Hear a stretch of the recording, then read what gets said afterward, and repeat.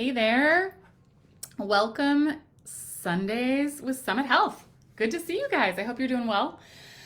This week, we are going to chat with you about some simple daily habits and stress management techniques. All week long, we've been talking about ways to recognize if we are sort of living that emergency room lifestyle, certain things that we might be saying or ways that we might be feeling, ways that we can nutritionally support ourselves. We know a lot of us live very stressful lives, but the reality is we can't necessarily eliminate all the stress from our life. But what we can do is we can create daily habits and routines and strategies that help us manage the stress, okay? So stress isn't necessarily the enemy.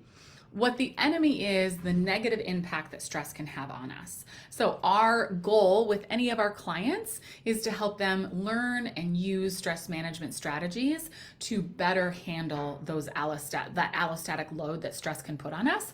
And so we want to provide you guys some of those simple tools as well. So we're going to talk about 6 different ways that we can set ourselves up for success and manage stress better. Okay, so first and foremost, one of the ways that we want to start our day from a stress positive perspective is a good morning routine. Some of you hit the floor, right? You wake up, your feet hit the floor, you brush your teeth, and you just maybe are out the door within 5 to 10 minutes. And there might be 1 or 2 mornings a week where I'm the same way. Those are the mornings that I coach really early in the morning. And for me, I know that for me to get my minimum 7 hours of sleep that I need to function at least optimally, I want to be able to sleep more. And so I don't get up early. I don't take time to have my morning routine on those mornings. However, when I come home from the gym, from coaching, I then engage in my morning routine. So my call to action to you is, if you're someone who's feeling very stressed all the time, can you tweak your morning routine? Can we include 10 to 15 minutes of whether it be maybe some guided deep breathing? Could it be some positive reading? Some sort of reading that helps you focus on who you desire to be, on a positive outlook, whether it be the Bible or just some sort of book that you're enjoying. Something that's not necessarily recreational, but maybe a little bit more mindset or performance driven. Okay, something that's going to kind of get your mindset in a positive light and ready to focus and make some great choices for the day, okay? Nothing recreational, or save that for later, right? Save that for before you go to bed. I would love it if you had some time in the morning just to be, whether it's drinking a glass of water, having some coffee, just being able to start the day not feeling like I'm already behind. Okay, that is the worst thing that we can do. If we're already feeling a little bit stressed, waking up late, sleeping over our alarm, hitting snooze 3 times, and then hitting the ground running and knowing that we're going to be late, we're not going to look our best, we're not going to feel our best all day. That is just a surefire way to set yourself up for a stressful day every single day. So I want you to wake up with time to have space. Even better, wake up with time to really focus on some deep breath, maybe some meditation, and some positive reading. If you have 3 minutes, include some gratitude journaling in there. Include 3 intentions that you have for the day. The whole idea is to create a morning routine where you are in control. Okay. The idea with managing stress is to remove you feeling like you're always responding to situations and you realizing you are in control of situations. So you waking up with space in the morning, even if it's only 15 minutes, to feel like I have space to drink my coffee, to take some time to set my intentions, it makes all the difference. Okay. What I don't, we're going to talk about this in our point number 4, but maybe I'll hold off. Okay. All right. We'll hold off until point number 4. Point number 2. I want you to think about how you're fueling. How we eat truly does have an impact on our stress levels. So tell me, have you ever, hit the ground running? Maybe you're running late, you hit snooze too many times. All you had time for was a granola bar. Okay. You're in meetings all morning. It's 12:30. You're still in a meeting. And guess what? You realize you're hangry, Blood sugar is dropping, you're feeling hot, sweaty, you're shaky, somebody's irritating you in the meeting, maybe they're tapping their pen or chewing their fingernails, and you're ready to bite off everyone's head in the room. That's not helpful, right? That is stressful. But the reality is, had you had time to maybe have a protein forward breakfast, couple eggs, maybe some turkey or some ham with some complex carbs, you would probably be in the exact same scenario, not ready to bite everyone's head off, not completely irritated and stressed to the max, and you'd be able to absorb, appreciate the meeting, take what you need to apply and move on, right? So how we fuel makes a huge difference in how stress affects our body. Making sure that you're eating enough protein at every single meal. Why? Why does that affect our stress levels? Ultimately, because insulin affects cortisol. If you are not managing your insulin levels, then insulin's going to spike. That's going to spike cortisol because the body is stressed out and you're going to feel crummy. That's not a great place to be. So in reality, if you can focus on eating balanced meals, making sure you get some protein at every meal, getting some nice carbohydrates, having some fiber, some fat to keep us full and satisfied, those things are going to make a big difference, okay? Instead of just running on carbs and coffee, right? Carbs and caffeine, energy drinks, that's not a recipe for success, especially if we're simply running on caffeine. I know for me, if I'm in a hurry and if I don't eat protein, you know me, I'm not skipping my coffee. So 3 cups of coffee in, now I'm irritated and I'm hopped up on caffeine. It's not a pretty sight. So do your coworkers, your family, your friends a favor, eat some protein at breakfast, but especially throughout the day. It truly makes a difference in how we feel. The other thing, when it comes to food that can manage stress, chocolate can have a positive impact on stress. Green tea or matcha, the L-theanine in green tea is actually the most effective food that we can consume in managing cortisol levels. So incorporating some green tea can be a fantastic way to help manage stress levels. From a supplement perspective, it can depend on what's going on, but ashwagandha can be a great supplement to help manage stress. Not something that we necessarily need to be on all the time, but if you're in a period, maybe you have a big work project that's like 3 months long, get on some ashwagandha for 3 months and then cycle off of it. Maybe you're in a super stressful period of life, like me, right? Remodeling my house for the last year and a half. Ashwagandha, things like that, magnesium we've talked about this week, making sure we've got enough electrolytes, all those things are depleted when we're in a high stress state. So making sure that our body has the minerals, the vitamin D, everything it needs to really optimally function helps us basically, imagine all of our vitamins and minerals are topped off, including our protein, free-form amino acids, like everything's where it can be. Then obviously we're hit with stress, but guess what? We're prepared, right? We have everything we need to fight it. So it's not to say that the stress isn't going to be hard or challenging, but we have the tools to fight it from a physical standpoint. If we're already depleted, then guess what? It just makes that stress load, which is exactly the same, it just makes it harder because we're already starting down here instead of starting right at baseline. So something to keep in mind. Okay. Number 3, we talked about morning routines. Number 3 is how we finish our day. How do you finish your day? Okay, I understand we're all tired. And maybe the last thing you want to do at the end of the day is just snuggle with your spouse on the couch, a little bit of Netflix and chill, maybe a beer, some wine, a cocktail, whatever that is.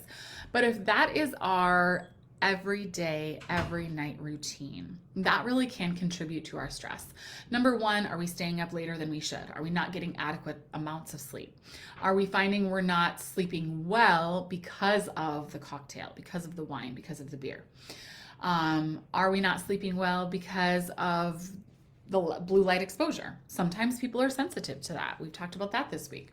So just think about that nighttime routine. Maybe it's, again, 5-10 minutes. I'm not saying you have to completely flip your life upside down, but maybe we brush our teeth, we wash our face, and we spend 10 minutes in bed journaling about the day or writing our to-do list for tomorrow. So we go to sleep feeling like I haven't forgotten anything. I know what I need to do. I brain dumped everything that's in my mind, and now I can literally fall asleep without stress, right? Without feeling like I'm gonna forget this. I can't. Joey's got this. We've got this. Does Chad remember this? It's like if I can just brain dump those things, put them onto a piece of paper, I do not have to subconsciously keep rolling them around in my head. Okay. Number 4, ways that we can manage stress with our daily habits and routine is what we take in. Okay. Probably about 7 years ago, Chad and I traveled to Belize and we spent 6 weeks in Belize. And we cut off all of our television. Obviously, down there, we didn't have television. When we came home, we were working and one of our clients had the news on. And Chad comes out of the house and he's like, I am so anxious. I'm so anxious. I think it's the news. Like, we haven't seen the news in probably close to 3 months. I think the news is making me anxious. And so what we take in, both on social media or on television, really can contribute to or help our stress, right? It can make us more stressed or it can relieve stress. So if you're finding that following certain people on social media or consuming certain news media is creating stress, maybe we need to limit how much of that we're taking in. That's okay. It doesn't mean that you can't be informed, okay? But if you find that you're constantly consuming too much and it's affecting your health because you are constantly stressed, that's probably not helpful. So learn to moderate what you're taking in.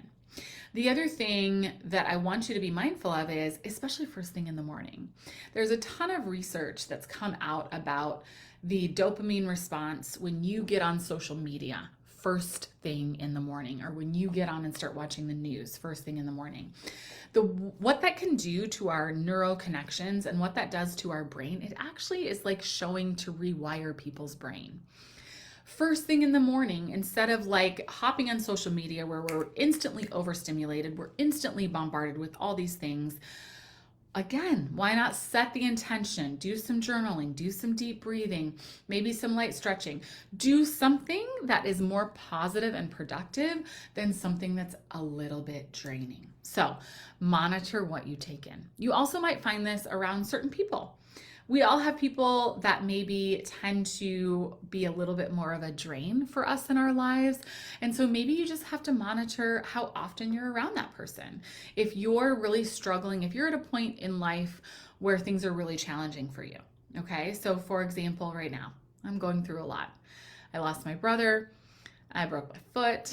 Chad's family, we're trying to support them through a very difficult time. And so there is a lot that I feel like I am handling.